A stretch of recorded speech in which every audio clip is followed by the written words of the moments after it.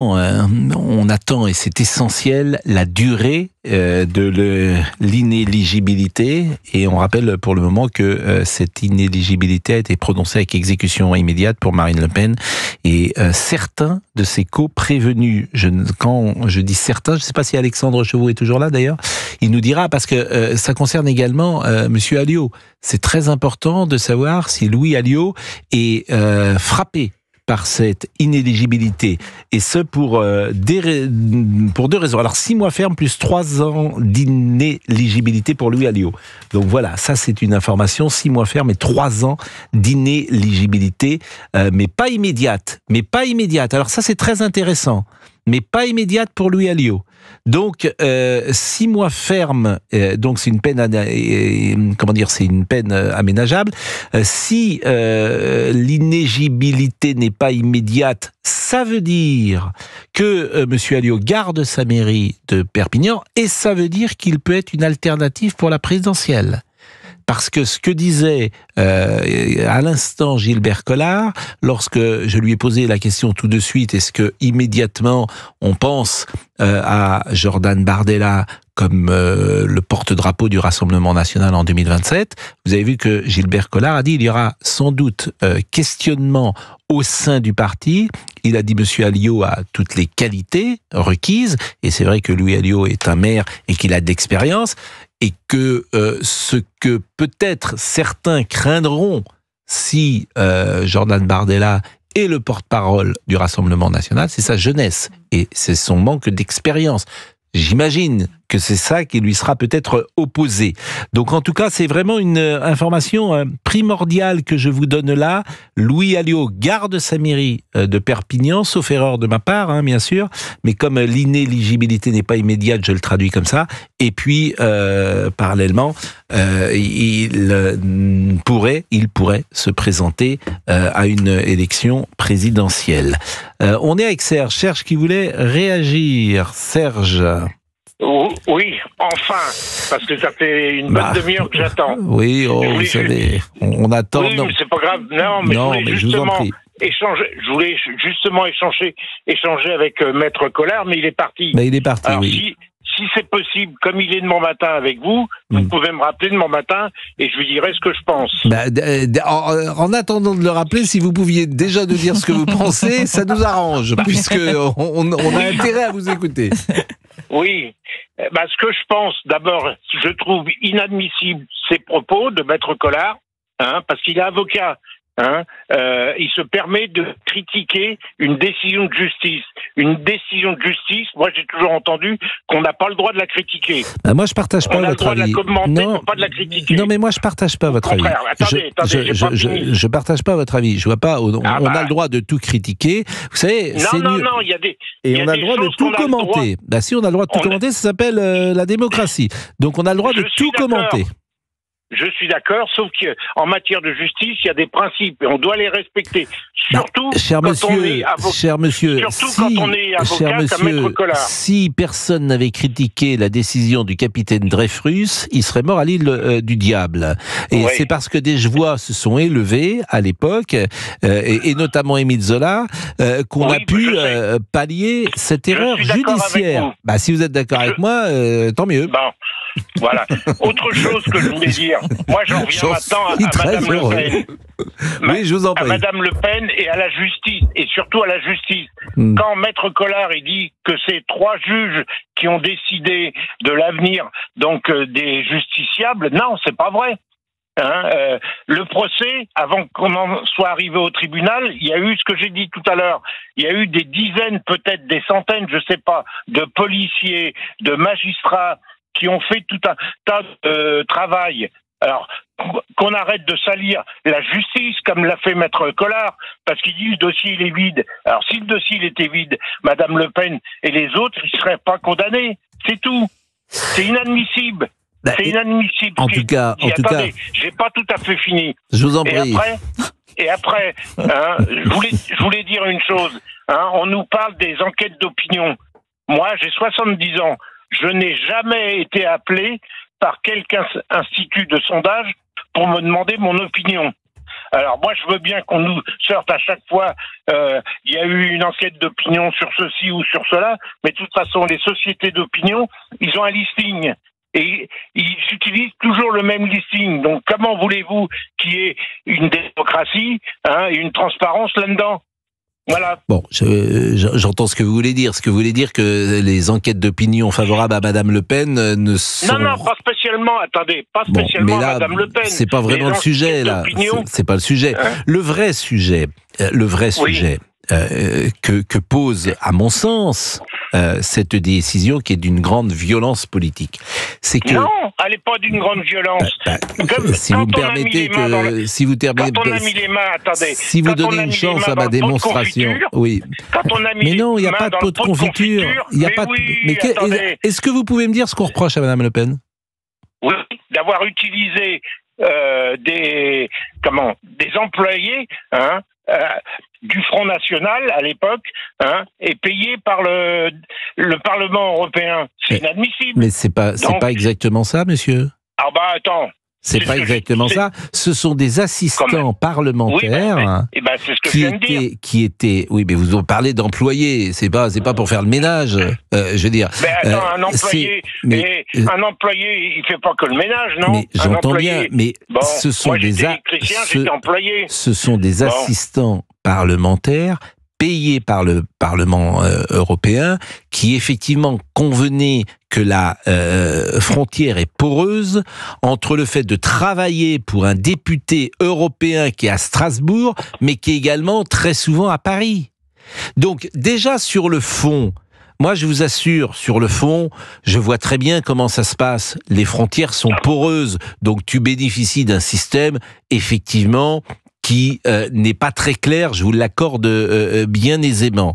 Mais d'abord, il n'y a pas d'enregistrement personnel là-dedans. Non, et je n'ai jamais dit qu'il y avait des enregistrements personnels. Tu peux interpréter ça un peu comme tu veux. Et si vous voulez mon avis, je trouve pas ça particulièrement grave. Vous voyez, je trouve pas ça d'une gravité extrême par rapport aux conséquences que ça induit. Mais ça, ce n'est que mon modeste avis.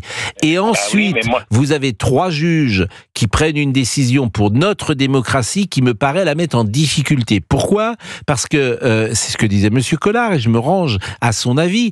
Quoi qu'on pense de Madame Le Pen, il se trouve qu'elle a avec elle 10-15 millions de supporters qui vont vivre ce moment comme une forte injustice. Pourquoi ? Parce que c'est 3 juges tout seuls qui prennent cette décision. Alors, sur une interprétation, je pourrais trouver d'autres gens sans doute qui en ont une autre.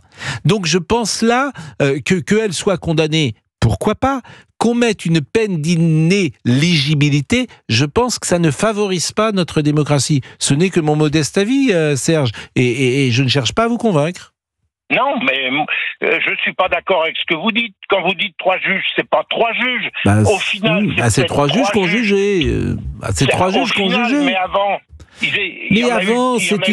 c'est quelque chose. Ils étaient au moins une dizaine à travailler sur le dossier. Je n'en disconviens pas. Je n'en disconviens pas. Je vous dis que ça crée un sentiment dans l'opinion. Je vous rappelle qu'en 2017, la campagne présidentielle a été percutée par l'affaire Fillon. Il se trouve que le parquet national financier n'a jamais été aussi rapide pour instruire une affaire. Bon, après que le Canard enchaîné a sorti cette information. Donc je pense qu'on est là sur un danger pour nous tous d'ailleurs. Et ce serait Jean-Luc Mélenchon, je dirais exactement la même chose. Je pense que c'est pas une bonne chose que les juges décident. Maintenant, on peut penser différemment. On marque une pause si vous voulez à 12h42 ou pas ? Ah non, on peut continuer. On marque pas de pause. Vous êtes un électeur, par exemple à la dernière présidentielle, vous avez voté pour qui, Serge ? Moi ? Oui, pour le Parti communiste français. Oui, écoutez, je comprends effectivement que dans ces cas-là, vous pouvez avoir une petite joie mauvaise, peut-être à trouver que Marine Le Pen... Non, c'est pas une question de joie, non. Mauvaise, j'ai dit, mauvaise. Non, j'ai pas une question de joie ou de tristesse ou quoi que ce soit, je le redis, je l'ai dit tout à l'heure, je le redis, quand on a mis pendant des années les doigts dans le pot de confiture, je pense pas que ce soit la bonne expression. Parce que le doigt dans le pot de confiture, on réserve cette expression pour l'enrichissement personnel. Non. Généralement, c'est comme ça. Non. On met le doigt dans le pot de confiture quand on a fait des choses qui sont reprochables, ce qui est le cas. Voilà. Et puis après, faut arrêter de faire le mélange en disant Madame Le Pen, il y a 11 ou 12 millions de personnes qui vont plus, elle va plus pouvoir. Non, Madame Le Pen, elle est un des membres du parti RN, tant pis, il y en aura un autre. Vous savez que Monsieur Roussel, Fabien Roussel, a bénéficié d'un emploi fictif d'attaché parlementaire pendant 5 ans, qui a fait l'objet d'une enquête du parquet et qui s'apprête à bénéficier d'un classement sans suite. Eh ben alors, ça veut dire que, par rapport à ce que vous dites, et je trouve ça très bien, la justice a fait son travail. Oui, pour Fabien Roussel, oui, puisqu'il y a classement sans suite. C'est quelqu'un du Parti communiste français, et vous êtes du PCF, donc ça vous arrange un petit peu. Non. Il aurait été condamné, j'aurais dit, c'est bien fait pour lui. Voilà. Bon, écoutez, l'important c'est d'avoir de la parole contradictoire sur l'antenne. Oui. Bon, et c'est ça qui est important. On est également avec Philippe Duvart, si vous voulez. Philippe du département du Var, vous voulez dire. Tout à fait. Ce n'est pas son nom. Non. Parce que de la même manière que Serge de Caen, c'était pas non plus son nom. Non plus. C'était de la ville de Caen. Merci Serge. Merci. Vous êtes un vrai Canet ? Vous êtes un vrai Canet ? Ah oui, vrai, non, je suis un faux Canet. Je suis à Caen depuis 1975. Ah, ça fait un moment quand même, ça fait 50 ans que vous êtes à Caen. Mais je suis pas né à Caen, je suis né à Rouen. Ah, là, vous avez franchi le pont de Tancarville, ça a été vraiment un... Non, le pont de Tancarville, c'est quand on va au Havre. Ah bon. Apprenez votre géographie. Oui. Je vous adore. C'est génial, Serge. Serge, je vais vous dire, moi, quand je vais à Caen, je passe par le pont de Tancarville, par le Havre, parce que je préfère faire le chemin. C'est pour ça que j'ai parlé du pont de Tancarville. J'aime la route sur la côte. Oui. Si en venant de Paris, vous passez par le Havre, vous aimez vraiment les chemins de campagne. C'est ça, c'est mon plaisir. C'est mon plaisir. Ah oui. Et pourquoi vous aviez quitté Rouen pour l'amour, peut-être? Non, pour le travail et après pour l'amour. Ah, vous voyez, parce que vous êtes marié avec une Canaise? Non. Je n'ai jamais été marié avec une Canaise. J'ai été marié pendant une bonne dizaine d'années avec quelqu'un qui était d'Avranches. Ah oui, moi, étant originaire de Rouen, j'ai trouvé un travail à Caen. Mais là, il faut faire très attention.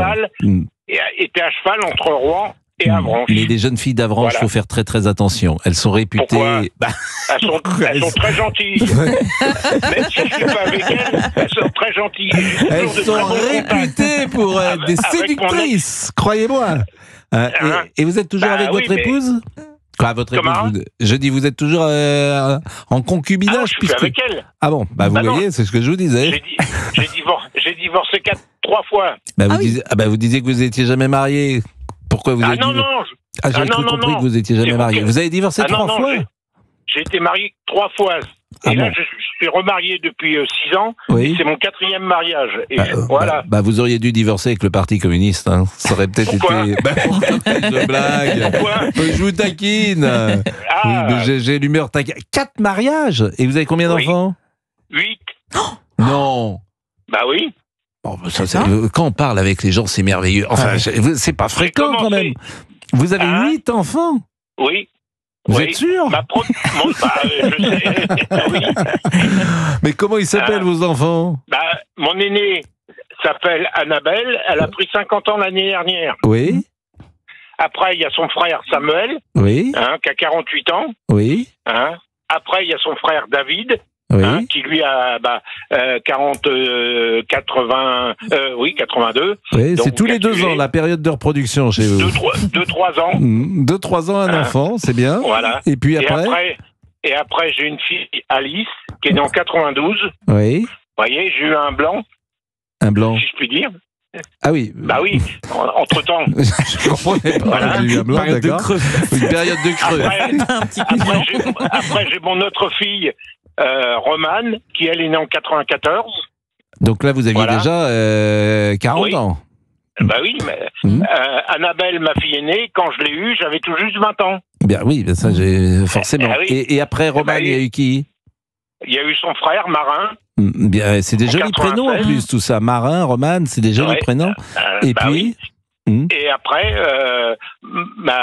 mon autre fille, Aurélia, qui elle est née. Alors, pour Madame Le Pen, je vous coupe 4 ans de prison, dont 2 avec sursis. 4 ans de prison, dont 2 avec sursis. Donc, elle peut être en plus emprisonnée, parce que les peines ne sont plus aménageables. 100 000 € d'amende, inéligibilité 5 ans avec exécution provisoire. Donc ça, c'est extrêmement important ce que je vous dis. On était en train de sourire avec vous. Madame Le Pen sera d'ailleurs l'invitée de 20h ce soir, l'invitée de TF1. 4 ans de prison. 4 ans de prison, dont 2 avec sursis, c'est-à-dire qu'il y a 2 ans ferme. 2 ans ferme, à mon avis, il n'y a pas eu de mandat de dépôt à l'audience, mais il y aurait pu aussi avoir un mandat de dépôt. Une exécution provisoire pouvait être prononcée. 2 ans, vous faites de la prison. Moins d'1 an, vous n'en faites pas, peine aménageable, mais 2 ans, vous en faites. Inéligibilité, effectivement. Jordan Bardella a tweeté aujourd'hui, ce n'est pas seulement Marine Le Pen qui est injustement condamnée, c'est la démocratie française qui est exécutée. Évidemment, les réactions vont être très très fortes, bien évidemment. Et bien évidemment, les réactions vont être fortes. Merci beaucoup, Serge. Merci. Et je vous propose c'est la première fois que Serge nous appelait ? Tout à fait. Alors, je pense qu'il faut que vous nous rappeliez, Serge, parce que vous êtes entre guillemets un personnage, et votre vie me paraît tout à fait singulière. Philippe du Var est avec nous. Bonjour Philippe. Oui, bonjour Monsieur Pro. Je rappelle vraiment l'information essentielle à l'instant. Marine Le Pen, inéligible pendant 5 ans, condamnée à 4 ans de prison, dont 2 fermes aménagées sous bracelet, nous donne la dépêche. Que voulez-vous nous dire, Philippe ? Il ne faut pas se voiler la face, M. Pro. Déjà, il nous manque avec le numéro de sécurité sociale de Serge. Mais bon, les 2 ans sont aménageables. J'ai dit une bêtise parce que c'est sous l'empire de l'ancienne loi. Et c'est Pascal Pierre Garbarini qui me dit cela, qui est avocat, qui nous écoute, et je l'en remercie. C'est sous l'empire de l'ancienne loi, les 2 ans sont aménageables. D'accord. Bon, de toute façon, moi, ce que j'avais à dire, ils n'ont pas jugé Marine Le Pen. Ils ont jugé l'intégralité de la droite. La droite a été jugée aujourd'hui. C'est un hold-up total de notre juridiction. Je pense qu'un jour, il faudra quand même se pencher sur le fait qu'il faudra juger les juges, parce qu'on n'est pas à 13 millions, les électeurs du Front National à l'heure actuelle, on est à plus de 15 millions. Donc, on peut tout entendre, mais pas tout accepter. Alors, ces juges-là, je pense qu'il ferait bien de rendre des comptes à la nation, aux Français et aux électeurs de droite. Je dis pas Marine Le Pen, mais aux électeurs de droite. Parce que les cocus du jour, pour parler un peu comme M. Collard, c'est nous. Les gens de droite. Écoutez, ça sera une réflexion qui sera menée ces prochaines heures. Je pense que c'est effectivement un tremblement de terre dans la vie politique française, avec des conséquences que personne ne peut mesurer. Des décisions pour le moment en première instance qui sont d'une très grande conséquence et d'une très grande violence, disons-le, contre Marine Le Pen, et chacun pourra, selon sa conscience, selon également ses opinions politiques, chacun jugera si c'est une bonne chose ou pas. Et puis au-delà même des opinions politiques, j'entendais Thierry Breton ce matin, qui n'est pas du camp de Marine Le Pen, mais qui avait très peur qu'elle ne puisse pas se présenter à l'élection présidentielle de 2027, ce qui sera désormais le cas, on peut le dire, à 12h52.